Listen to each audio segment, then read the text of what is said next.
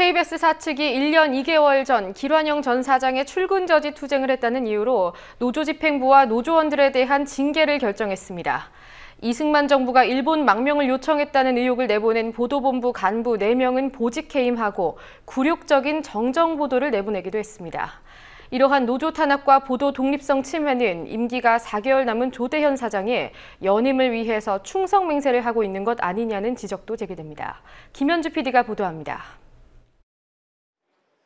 KBS에서 노동조합에 대한 징계 바람이 몰아치고 있습니다. 조대현 사장은 어제 저녁 전국 언론노조 KBS 본부 집행부와 조합원들에 대한 징계를 확정했습니다. 지난해 5월 길환영 전 사장이 청와대 지시에 따라 보도에 개입했다는 사실이 드러났을 때 이들이 길 사장의 출근 저지 투쟁을 했다는 이유입니다. 언론노조 KBS 본부의 권오훈 위원장, 함철 부위원장 등 집행부 5명이 정직 4개월, 조합원 2명이 정직 2개월을, 나머지 2명은 각각 감봉 6개월과 5개월을 받았습니다.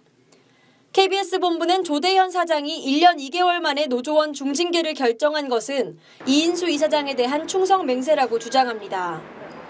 임기 만료 시점이 4개월 앞으로 다가왔기 때문에 사장 임명 제청권이 있는 이사회에 잘 보일 필요가 있다는 겁니다.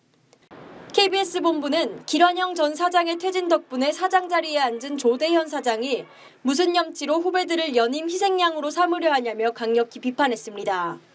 KBS 사측은 보도의 독립성을 침해하려는 시도도 계속하고 있습니다. 노조원 징계 전날인 지난 14일 밤에는 지난달 24일 이승만 정부가 6.25 전쟁 직후 일본에 망명을 요청했다고 보도한 보도본부 간부 4명을 보직해임했습니다.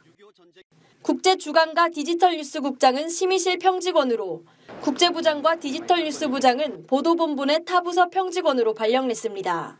애초 KBS가 잘못 보도한 사실은 이승만 정부가 일본 망명을 요청한 날짜를 6월 27일로 단정한 것.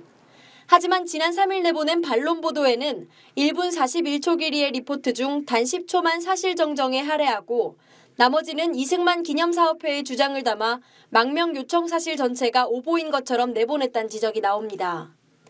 KBS가 보도한 야마구치현 기록은 망명 정부 요청이 전쟁 초기 상황으로 묘사돼 있고 보도에서 나온 6월 27일이라는 날짜는 없는 것으로 확인됐습니다.